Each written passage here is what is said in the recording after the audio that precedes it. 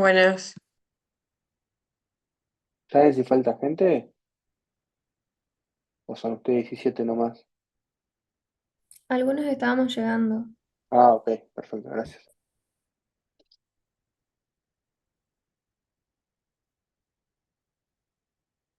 Bien, mientras van llegando, les comento algo de la UTI, la UTI 4. Sé que no estamos en UTI 4, pero mientras van llegando, déjenme chequear si están los delegados.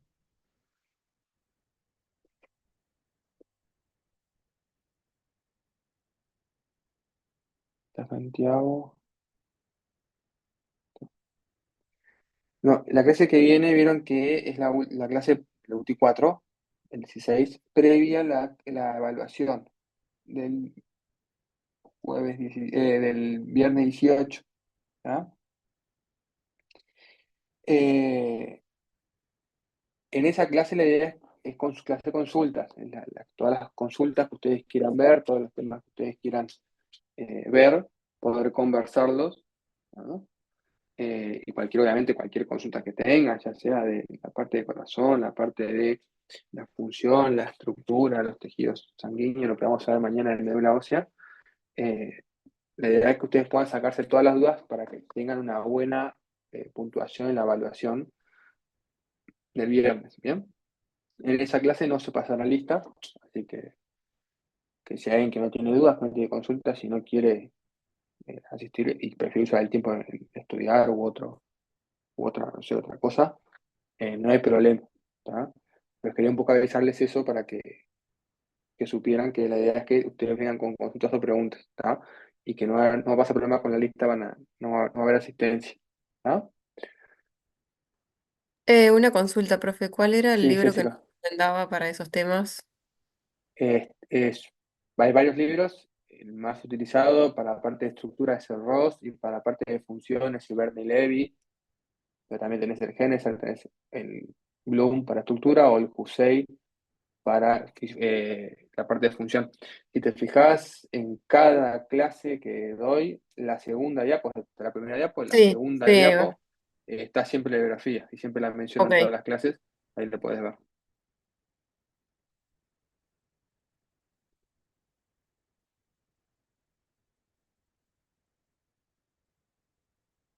Bueno, Recording in ¿saben progress. si falta gente o son ustedes 22? No sé si hay gente que está conectada. Vale. Sí, Ezequiel y Sofía están juntos. Ok. Bueno, vamos entonces a compartir. Voy a comenzar con una clase de hoy que a mi gusto es linda, la clase.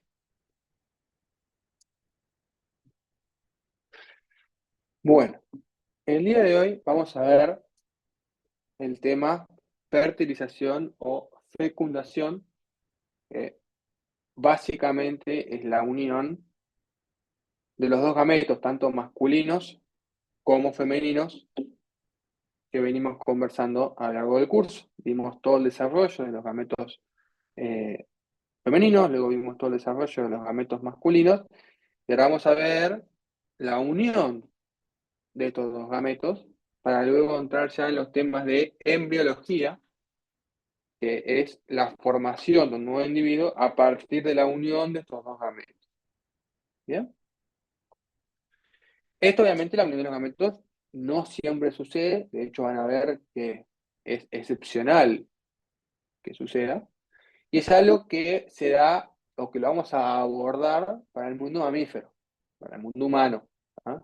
Hay unión de gametos en otros mundos, que los anfibios, los peces, los reptiles, las aves, etcétera, etcétera, etcétera. ¿Bien? Lo vamos a ver siempre desde el punto de vista mamífero. Para estos temas, a partir de esta clase y las clases que vienen y quedan del curso, debemos de modificar un poco la bibliografía. Tengo un sonidito ahí que no sé qué es. Eh, los libros que ustedes venían leyendo, Genesis, R. Bloom, el Ross, ya no estarían sirviendo para esta parte del curso, sino que para esta parte del curso tenemos que modificar e ir a otros libros. ¿Bien? ¿Cuáles son esos libros? Cualquiera que aparecen allí, en esta diapositiva, de orden de más sencillo a más complejo. ¿Ah? Cualquiera de estos libros va a contener toda la información que ustedes tienen que manejar de acá a lo que queda del curso, que son creo que 3, 4 clases. Es decir, que el que ustedes consigan está bien. Yo les recomiendo el Langman, que es el primero, porque bueno, es el más utilizado a nivel de las facultades, de las universidades. Ese que tiene información de forma más concreta, más concisa, ¿bien? Ese que tiene la información más jerarquizada y es más amigable de leer. Pero a veces pasa que en la jerarquización de los contenidos se pierde la lectoescritura y a veces uno como que no comprende de dónde vienen las cosas, puede pasar. Y también lo otro que le pasa al Langman es que da por hecho cosas que uno sabe, y capaz que no todos sabemos, y que a su vez tiene algunos problemas de nomenclato, porque obviamente todos los libros son escritos en inglés y luego son traducidos al español, y bueno, a veces ahí en la traducción se pierden algunos elementos que, que se pierden debido a la traducción. ¿Ah? Pero si alguien no encuentra cómo el alma, puede pasar, por ejemplo, al Carson o al Larsen, que son libros muy lindos, mucho más grandes, que son libros que tienen más texto, que está más redactado, más explicado, una lectoescritura un poco más amigable. Pero la contra que tiene esos libros es que son más largos, lleva más tiempo, cada capítulo tiene más cantidad de páginas. A mi entender, con el Langman están bien, es un libro muy utilizado por todos lados, tiene lo que tiene que saber, tampoco es mucho, entonces es el que les recomiendo, pero sepan que cada uno puede elegir de dónde leer y qué bibliografía utilizar. ¿Ah? La clase de hoy, las clases que siguen, utilizan imágenes de estos libros y los conceptos resumidos y jerarquizados son los que están en los libros y que no hay novedades desde un punto de vista de la bibliografía. ¿Bien? De esta forma, una vez que establecimos que vamos a trabajar de fecundación o fertilización y vimos que estos temas los tenemos que incorporar de otra bibliografía que no es la que veníamos utilizando anteriormente, vamos a definir cuáles son los objetivos de esta clase. Los objetivos de la clase es correlacionar los procesos que suceden desde el punto de vista estructural y funcional en las células germinales para garantizar o para dar lugar a los procesos de fecundación.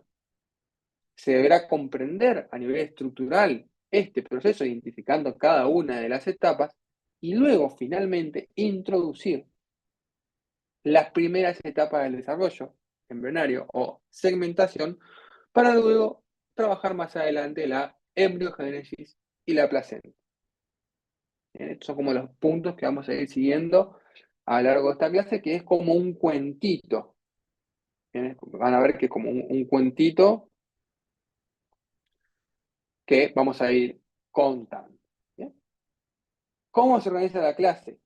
¿Cómo es que vamos a ir viendo los temas? Nosotros habíamos visto en las clases anteriores una espermatogénesis que contenía una espermiogénesis y una espermiación.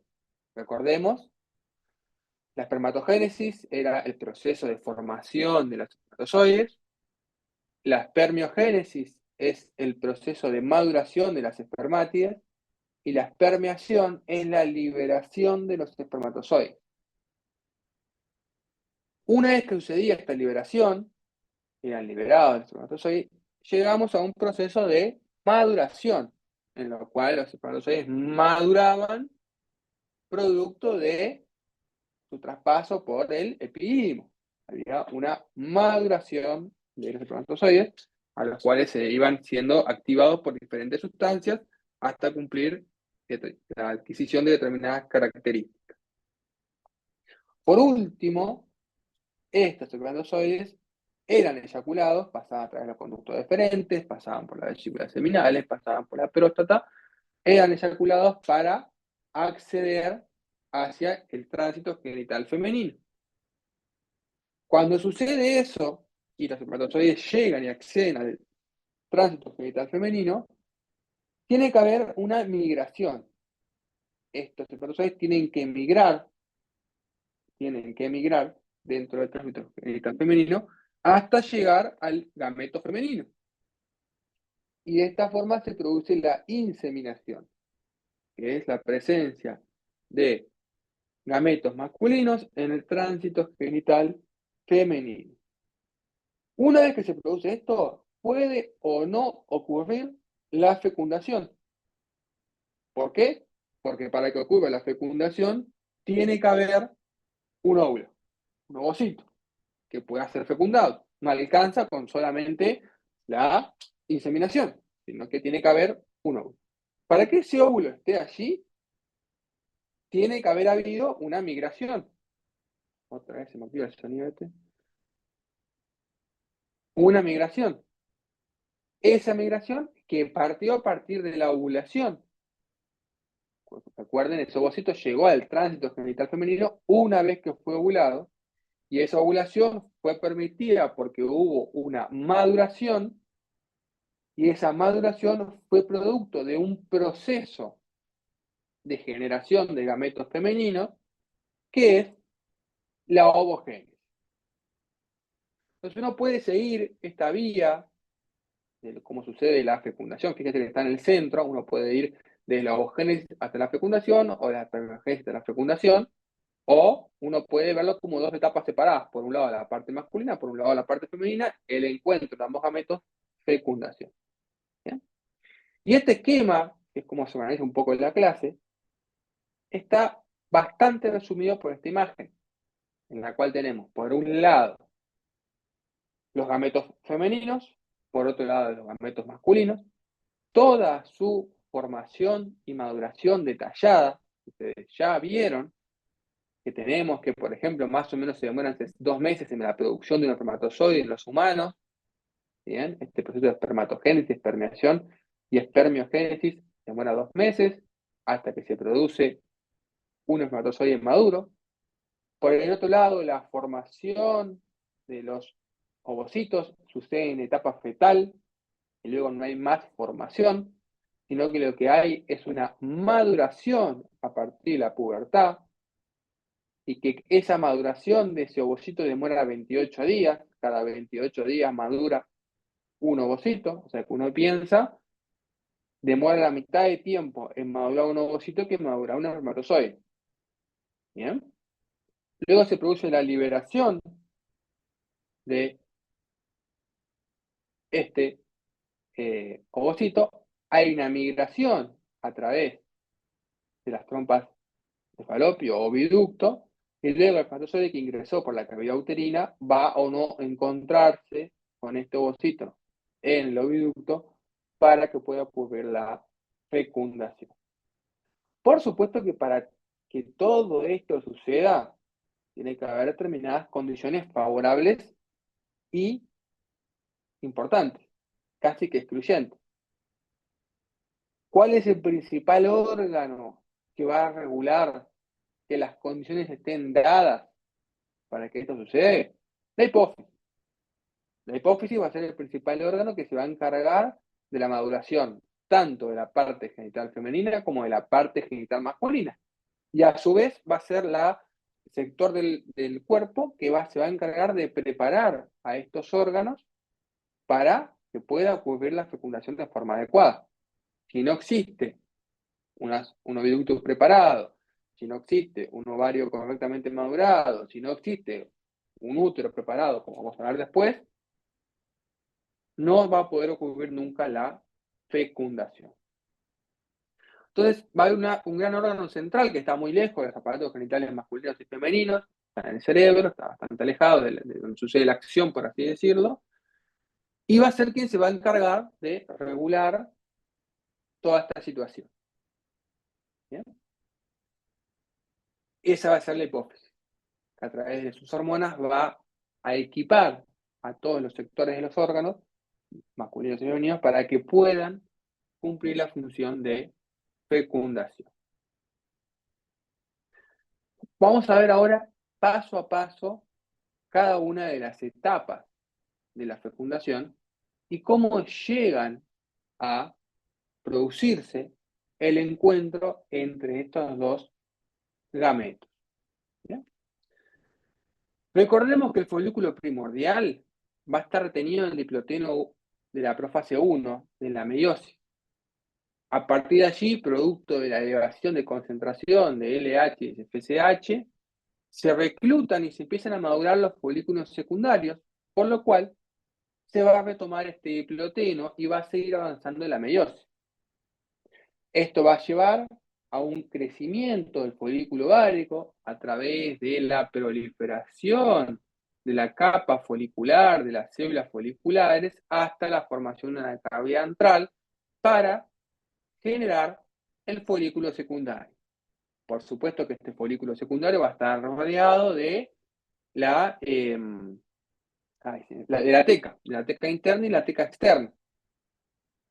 Cuando este folículo secundario alcanza un tamaño y una maduración adecuada, se produce un proceso denominado Mittelschmerz en alemán, que es la ovulación. Se rompe el ovario, la túnica vulquínea del ovario, se lacera ese órgano y se libera el ovocito. ¿Por qué les traigo el alemán? Porque este concepto, que no hay una traducción al español y tampoco al inglés, fue escrito en alemán hace muchísimos años, no hay una traducción directa, no solamente es el proceso de ovulación, sino que hace como referencia a la ruptura del órgano. Ustedes piensen que para que un ovocito salga del ovario, el propio cuerpo se autolastima, o sea, daña el propio órgano, se autodaña, se genera un daño. Entonces, este concepto hace referencia a eso, y de hecho, algunas pacientes pueden sentir un dolor, una puntadita, como un dolor en el día 14, 15, 16, 10, que es producto de esta ovulación. Porque hay un dolor, hay una sensación porque se está lastimando el órgano. ¿Bien? Y una vez que esto sucede, se libera este ovocito que maduró, este gameto masculino. Pero este ovocito no está solo. Este ovocito, como pueden ver aquí, y como pueden ver acá en esta imagen, se libera rodeado por las células foliculares. O sea que a diferencia del espermatozoide, el gameto femenino no llega solito, sino que llega rodeado por estas células foliculares. Para que esta ovulación, este Mitchell-Merz, suceda, empieza a haber un edema, se empieza a secretar mayor cantidad de líquido folicular, se genera presión intrafolicular adentro del folículo, se empieza a crecer una presión como si fuera a explotar, hasta que verdaderamente explota este folículo y se libera el líquido folicular al peritoneo. Piensen que este líquido folicular, estas células foliculares, un pequeño sangrado y este ovocito con la capa de células foliculares queda flotando en el peritoneo de la paciente.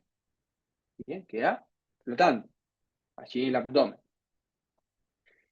Una vez que esto sucede, este folículo, este ovocito rodeado por sus células, por las células foliculares, va a ser captado por el oviducto. Acá estamos viendo imágenes a microscopía óptica de especímenes que no están sin vida, digamos. Acá estamos viendo unas células con microscopio de contraste de fase, están vivas estas células. Lo mismo lo podemos ver si miramos microscopía electrónica de transmisión. Podemos ver al ovocito, perdón, de barrido, microscopía electrónica de barrido. Podemos ver al ovocito rodeado de las células foliculares y fíjense el líquido folicular coagulado como se observa dentro del folículo. Lo mismo lo podemos ver también con técnicas supravitales, visualizando in vivo qué es lo que sucede con estas células, como por ejemplo en este video, donde podemos ver aquí la pared del ovario, cómo se forman estas burbujitas hasta que se produce el Mitchell-Merz, la ovulación, aquí en la pared del ovario, y fíjense cómo hay un daño, hay una ruptura de la integridad de ese órgano. ¿Por qué tenemos dos burbujitas? Recuerden que se reclutan varios folículos, solamente uno se va a ovular. Este fue el de Graf, una vez que se ovuló, pero hasta que no se ovula estos dos son secundarios. Recién cuando se rompe la túnica y se libera este el ovocito con sus células foliculares, pasa a ser el folículo de Graf. Bien, ahí pueden ver de nuevo cómo se rompe esta pared y se libera ese líquido folicular, como esa nube que aparece ahí, que luego se desintegra, se reabsorbe, por así decirlo, y queda flotando en el peritoneo el folículo ovárico, con el ovocito y las células foliculares. Bien. Una vez que esto sucede, acá tiene el link por si quieren ir a ver este video nuevamente, este gameto femenino que fue liberado tiene que ser captado por el oviducto. Ya hemos visto que el oviducto tenía varias etapas, perdón, tenía varias partes, y una de ellas era las fimbrias, y estas fimbrias van a captar, van a atraer a través de la quimiotaxis, que la quimiotaxis es como una serie de sustancias químicas que liberan las células para atraer otras células, es como si fuera el olfato que uno sigue de la comida cuando tiene hambre, ¿bien?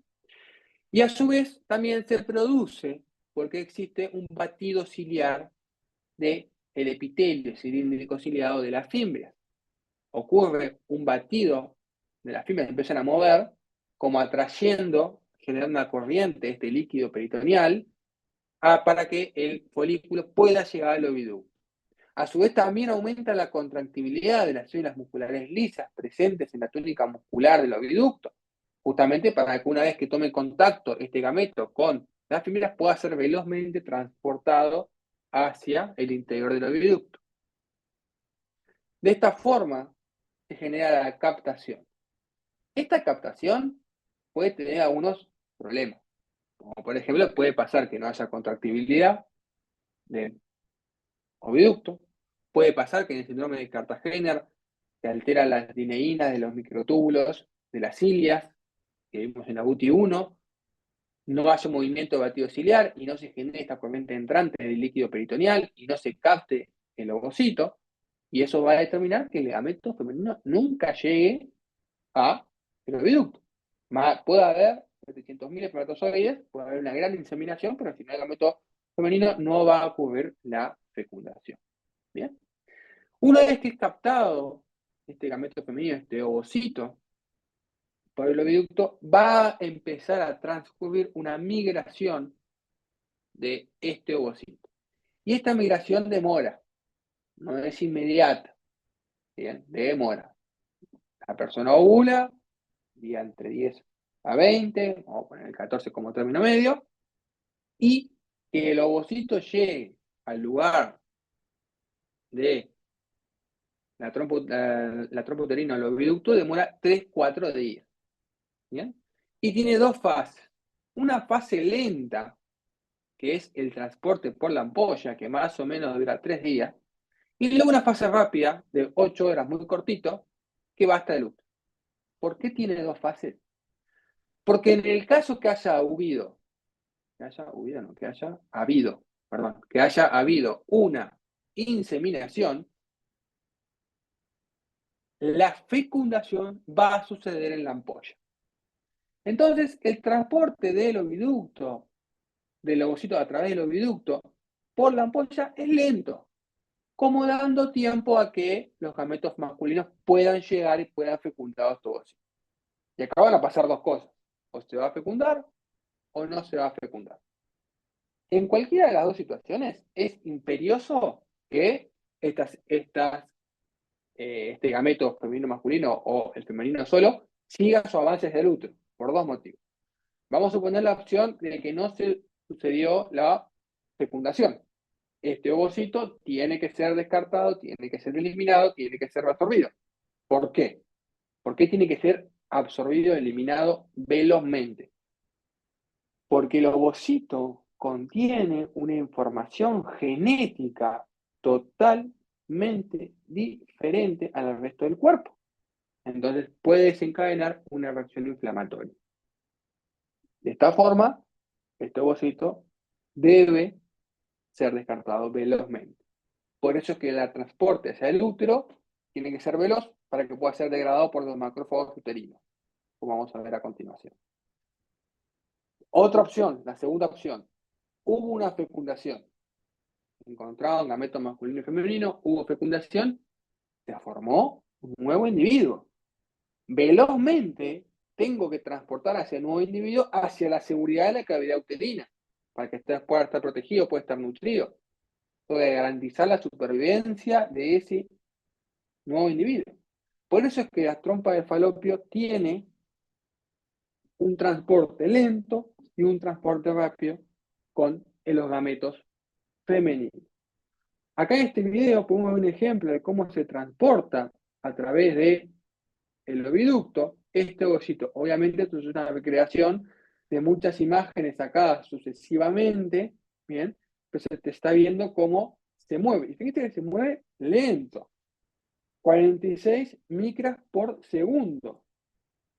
¿Bien? Se mueve bastante lento. Demora en moverse. Por eso es que demora una fase lenta, demora varios días, hasta 72 horas. ¿Bien? Y acá nos vamos a detener. Vamos a dejar pausa aquí y vamos a detenernos con nuestro gameto femenino en la ampolla del oviducto. Y ahí nos detenemos. ¿Bien? Día 10, día 14, día 18, día 24. Nos detenemos acá. ¿Bien? Para que ocurra la fecundación, tiene que haber encuentro entre los gametos.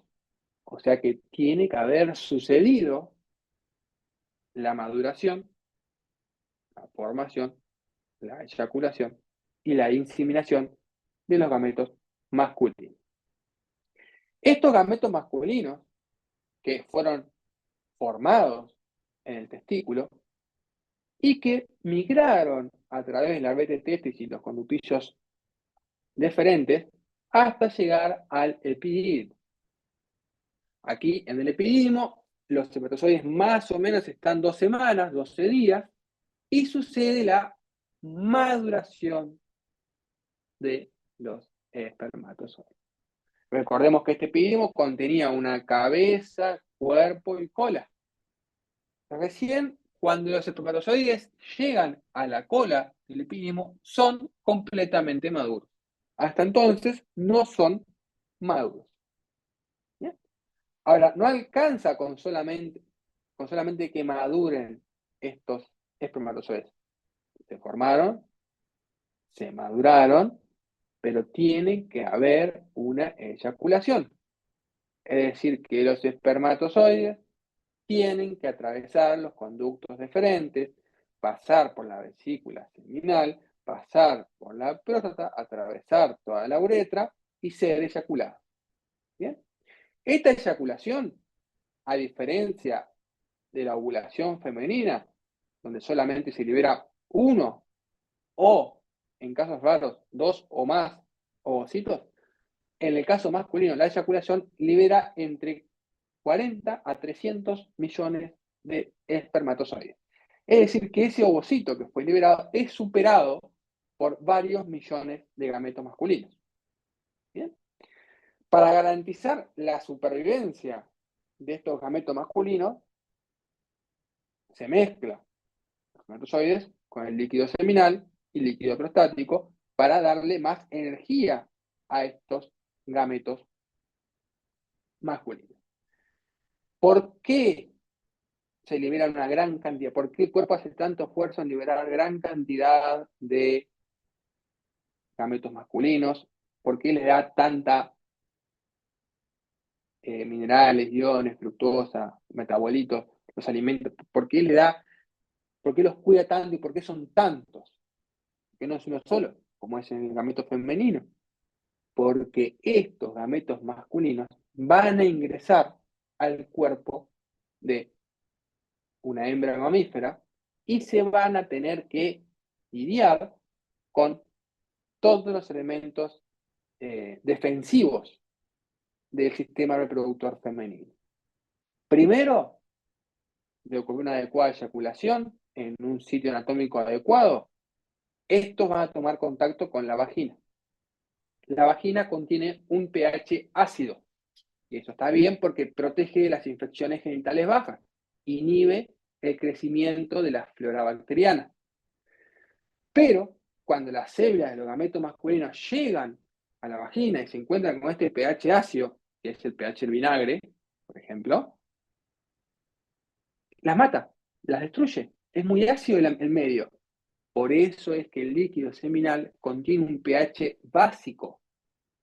Entonces, al poner un pH básico en un pH ácido, actúa como un sistema buffer y se normaliza el pH para garantizar la supervivencia de los espermatozoides.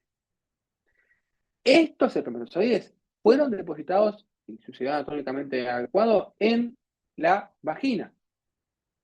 ¿Dónde estaba nuestro gameto femenino? En la ampolla. O sea que de alguna forma tienen que llegar allí.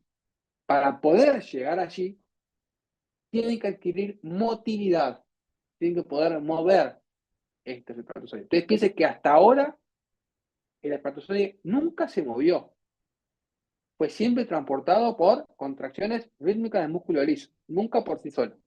¿Bien?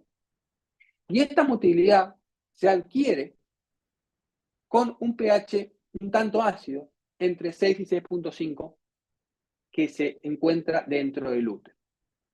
¿Bien? Ahora, si uno mira esta imagen que está acá, ¿bien? Fíjense, en el momento 1 de la eyaculación vaginal hay 100 millones de espermatozoides, 10 a la 7. De esos 100 millones, solamente 10 millones llegan a entrar al útero. O sea que se perdieron 90 millones. ¿Bien? De estos 10 millones que hay acá, 100.000 llegan a desplazarse adecuadamente al útero. 10.000 llegan a entrar a la tropa al oviducto, tropa de falopio, y entre 100 y 1.000 llegan a la ampolla. O sea, de 100 millones, 1.000 con suerte llegan hasta ahí. ¿Por qué? Porque el tránsito genital femenino se va a encargar de destruir a estas células extrañas.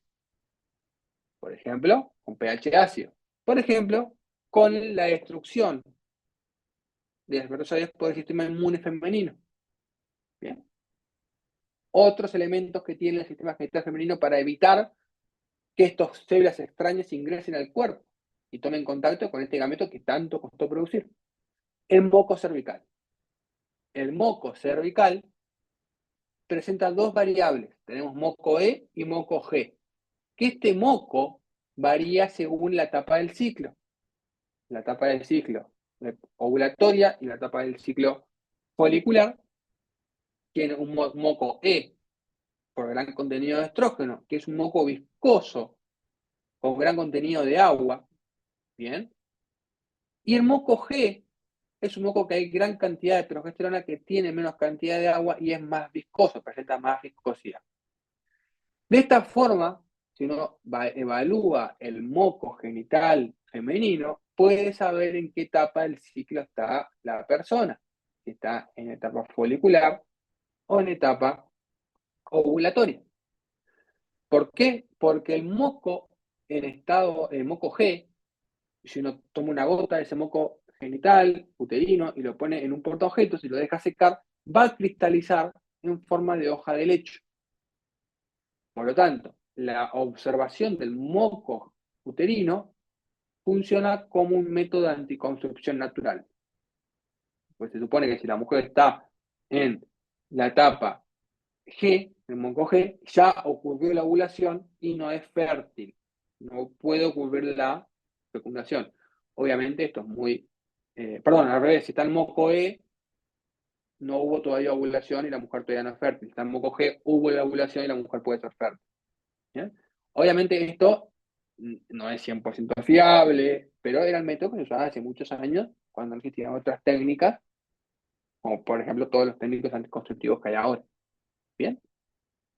Y esta migración de espermatozoides después del útero presenta dos fases. Una fase rápida que está derivada por la musculatura uterina.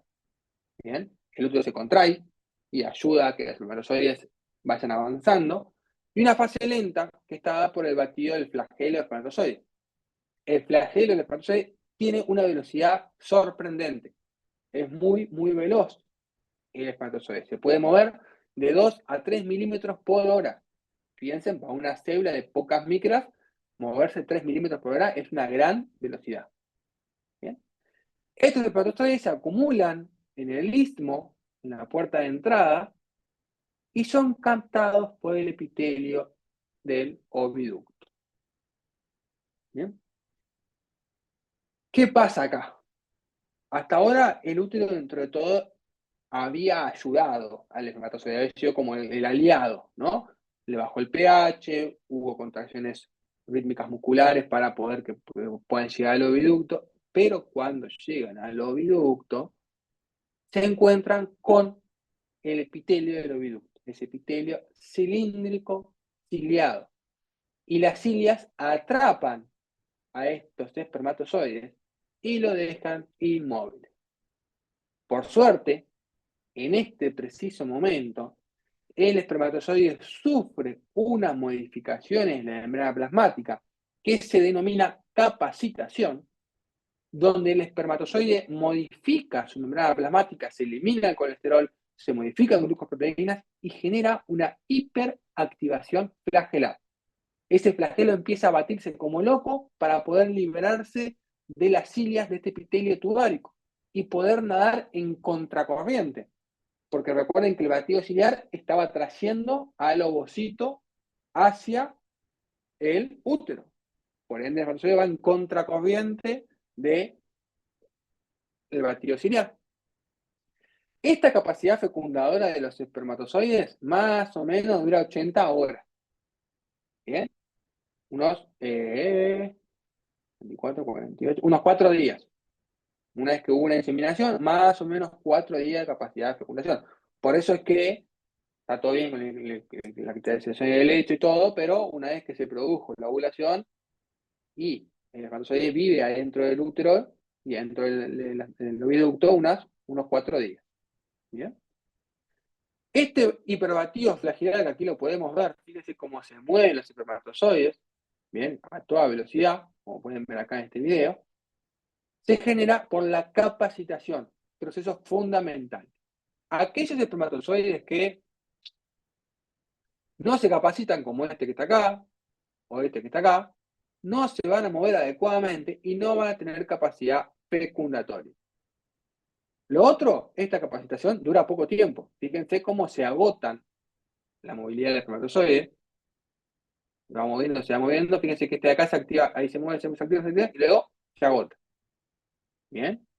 Por lo tanto, tiene una capacidad limitada de esta hiperactivación flagelar, que es lo que permite que puedan zafar del epitelio tubárico y poder encontrarse con los gametos femeninos.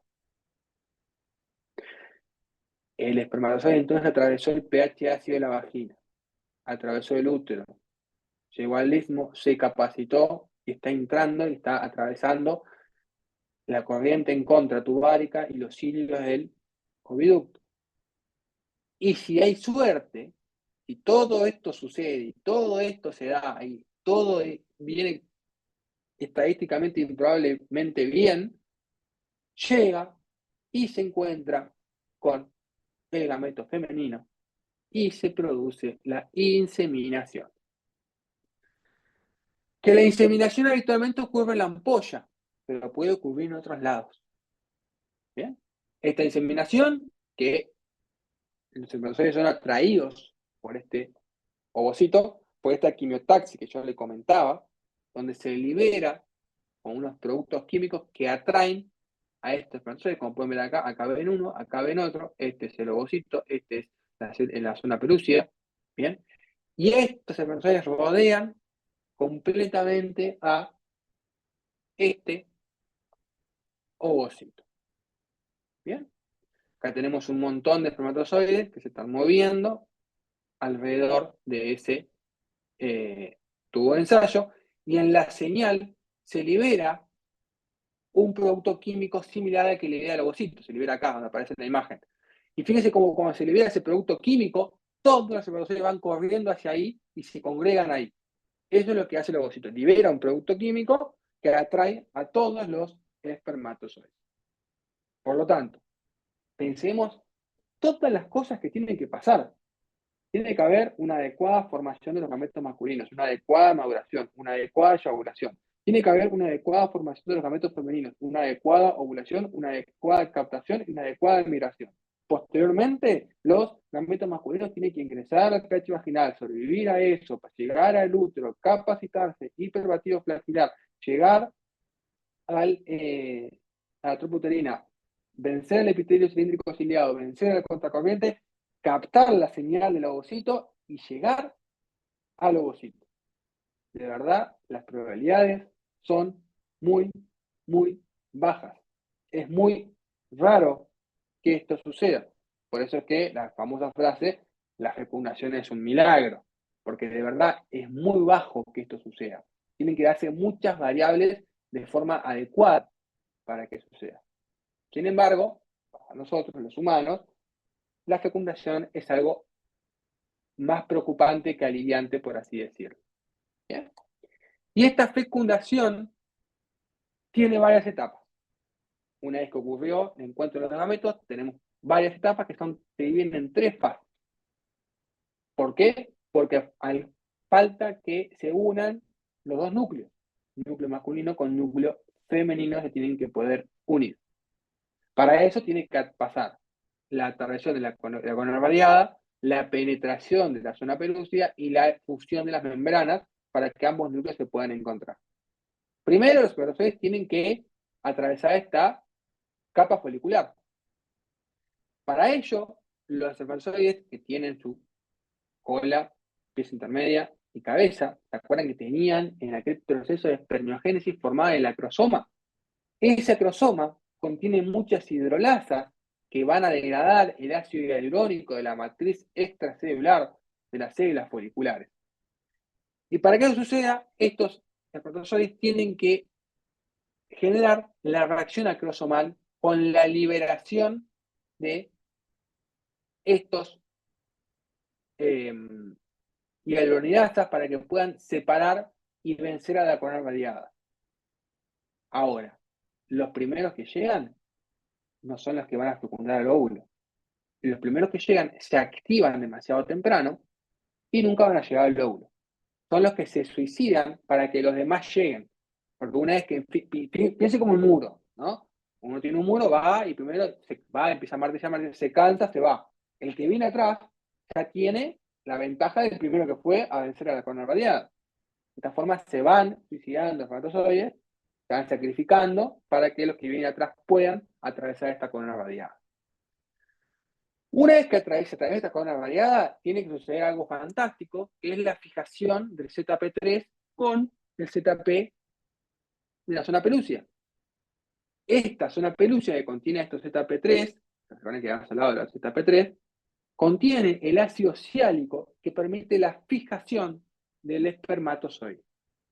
Y una vez que esto sucede, si un espermatozoide llega y no hubo reacción acrosomal previamente, ¿bien? Se fija a la zona pelúcida y ahí ocurre la reacción acrosomal, tiene más chance de fecundar a este ovocito. Fíjense aquí en este esquema lo que va sucediendo con la reacción acrosomal, cómo se va desintegrando este acrosoma en pequeñas vesículas y liberando su contenido hasta dejar a la cromatina totalmente desnuda.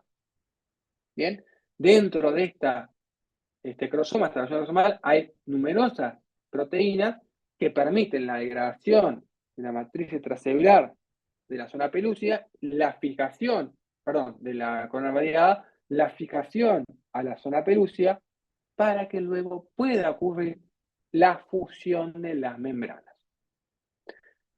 Hasta ahora, lo que separa el material genético del gameto masculino del material genético del gameto femenino son dos membranas plasmáticas. Se está dando entonces, a ver si no sé si me van a contestar porque nunca me contestan, pero ¿ustedes se acuerdan cómo se llama el proceso por el cual dos membranas celulares se acercan entre sí e intercambian información?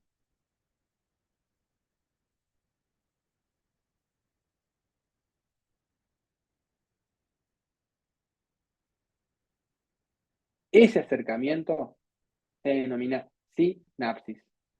Y acá estamos viendo una sinapsis inmunitaria. ¿Bien? Hay una sinapsis.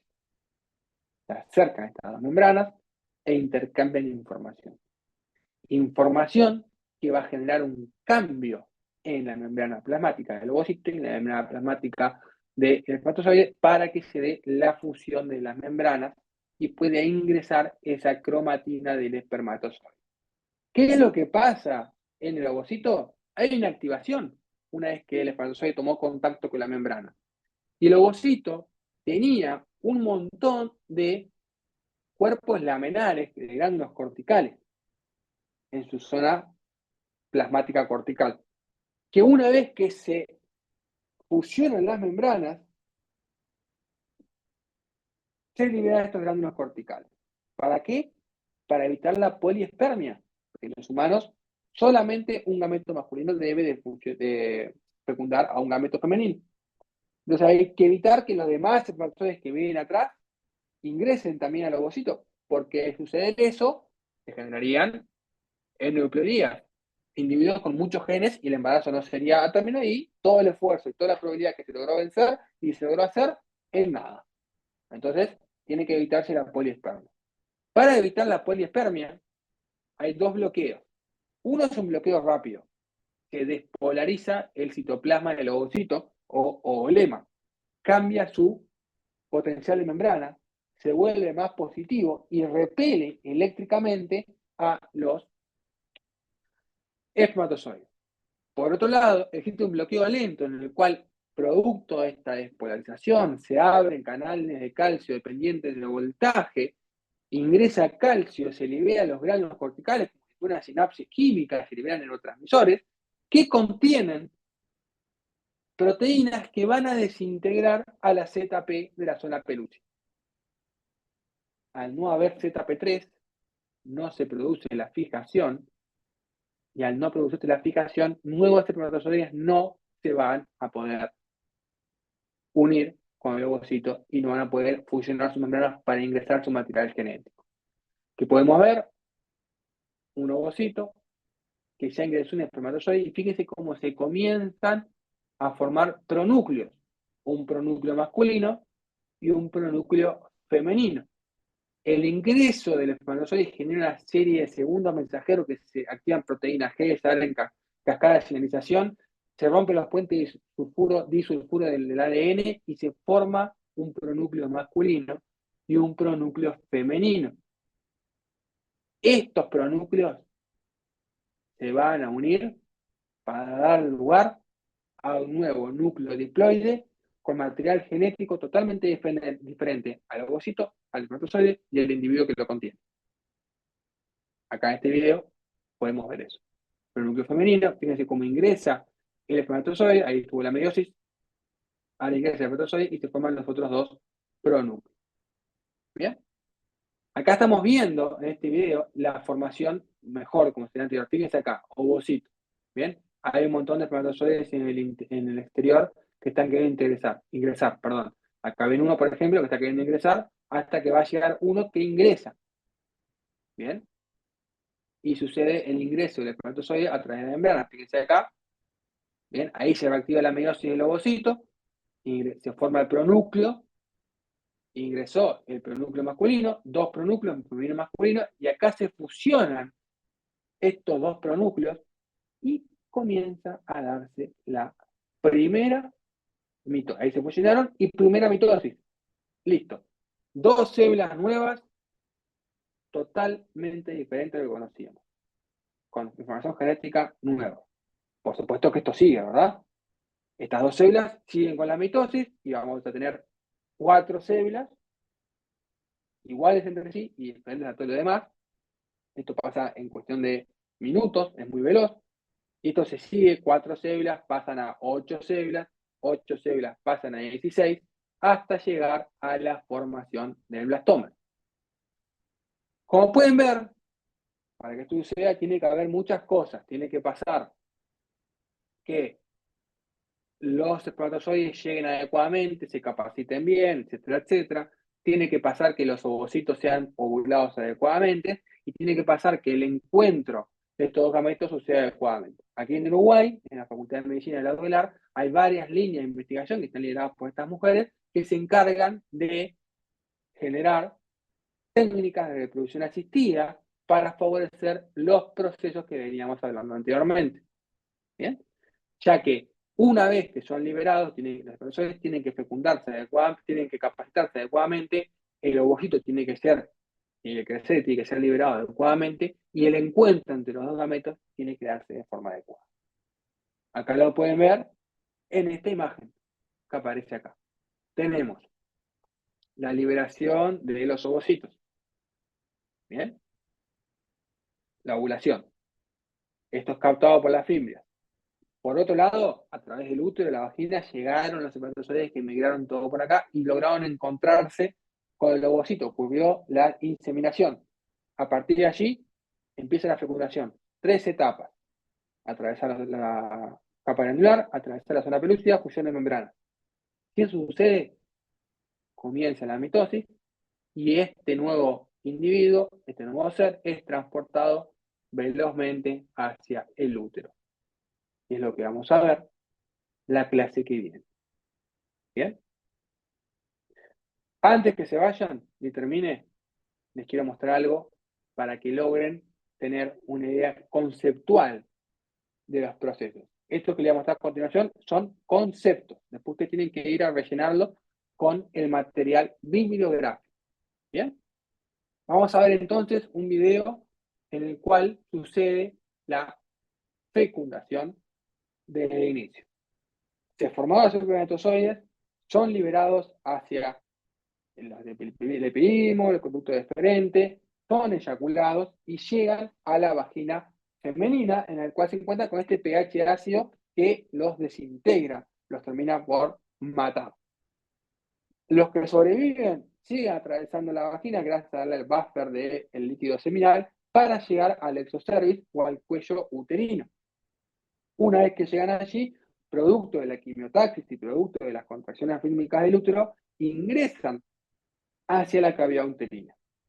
Aquí sucede la hiperactivación flagelar, en donde el espermatozoide atraviesa este epitelio uterino y se va a encontrar con el sistema inmunitario del cuerpo femenino, que va a empezar a destruir y atrapar a estas células.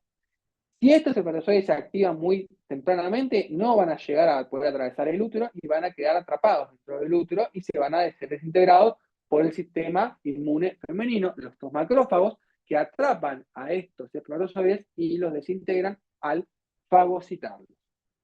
Ahí ven un montón de macrófagos pegados en la proteína que comienzan a fagocitar y a atrapar y destruir a estos espermatozoides que son células ajenas al sistema genital femenino. Los pocos espermatozoides que logran llegar tienen que decidir hacia dónde vamos. Oviducto izquierdo o oviducto derecho.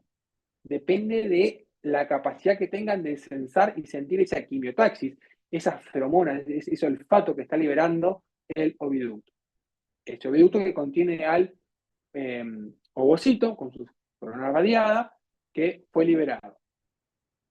Acá los espermatozoides empiezan a luchar contra las cilias y contra el batido flagelar. Tienen que hiperactivarse, que suceda la reacción de hiperactivación, la capacitación, para que aumente el batido flagelar y pueda vencer esta correntada contracorriente hasta que logran acercarse y llegar al folículo rodeado del ovocito con sus células de radiada. Aquí está sucediendo la inseminación, en la cual estas células llegan y toman contacto con los gametos femeninos. Los primeros que llegan realizan la reacción acrosomal para atravesar la primera etapa de la fecundación, que es atravesar la corona radiada, pero se activan demasiado temprano y no llegan. Los que vienen atrás llegan, se unen con la zona pelúcida, sucede la reacción acrosomal, como pueden ver en pantalla, se liberan todos estos gránulos y se desintegra la membrana del espermatozoide, ocurre algo similar con la membrana del ovocito y ingresan y toman contacto con la membrana. Y aquí sucede la sinapsis inmunitaria, en la cual las dos membranas masculinas y femeninas toman contacto. Una vez que sucede, el ovocito a través de sus velocidades capta estos espermatozoides y se producen los bloqueos de polispermia, una fase lenta y una fase rápida. La fase rápida incluía la despolarización de la membrana y la fase lenta incluía la liberación de estos gránulos corticales que liberan enzimas que desintegran a la ZP3 evitando la fijación y destruyendo a los nuevos espermatozoides que quieren ingresar para evitar la poliespiral. Mientras esto sucede dentro del ovocito, se activó la meiosis, se formó el pronúcleo femenino y se empezó a formar el pronúcleo masculino. Pero tiene que garantizarse que no ingrese otro nuevo material genético, si no va a dar problemas de genéticos. Aquí está el pronúcleo femenino, ocurre la meiosis, se empieza a romper todos los puentes y sulfuros, se descompacta toda la cromatina, se forma el pronúcleo femenino, el pronúcleo masculino, se forman los 23 cromosomas de un núcleo, los 23 cromosomas del otro, y se comienza, ahí pueden ver el femenino de este lado, el masculino de este lado, y tenemos entonces un pronúcleo femenino y un pronúcleo masculino. 23 cromosomas y 23 cromosomas. Estos 23 cromosomas se forman de nuevo la mitosis, lo que ustedes ya saben, profase, metafase, anafase, heterofase, uso mitótico, se unen los dos cromosomas, los 43 cromosomas, y se produce la duplicación del ADN y la mitosis. ¿Bien? De esta forma, 46 cromosomas para un lado, 46 cromosomas para el otro, se produce la formación del nuevo individuo con un material genético completamente diferente a sus progenitores. Y rápidamente esto que está sucediendo, mientras sucede esto, es transportado velozmente este ovocito con sus células foliculares hacia la seguridad del útero para que pueda ser abastecido y protegido, garantizando el producto de la concepción. La clase que viene, vamos a ver que es una placoda, y vamos a ver cómo continúa este nuevo crecimiento de los nuevos individuos mamíferos.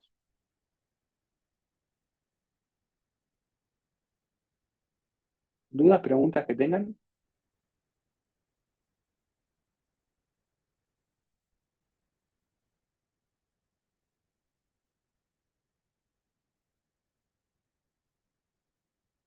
No, Bien. Tal vez el videito yo lo encuentro útil cuando lo explico a los estudiantes, porque es como que es una forma gráfica de contar el cuentito. Vieron que es como un cuentito que uno va contando. Obviamente tienen que luego a ese cuentito incorporarle material pesado bibliográfico para poder comprender en su totalidad cada una de las etapas, cada una de las partes, que es la quimiotaxis, que es una pelucia, etcétera, etcétera, etcétera. ¿Bien? Pero el video está bueno porque es un cuentito. ¿Bien? Si no hay dudas y no hay más preguntas, nos encontramos entonces en la clase que viene. Nos vemos. Que pasen bien. Chau, chau. Chao. chao. Record.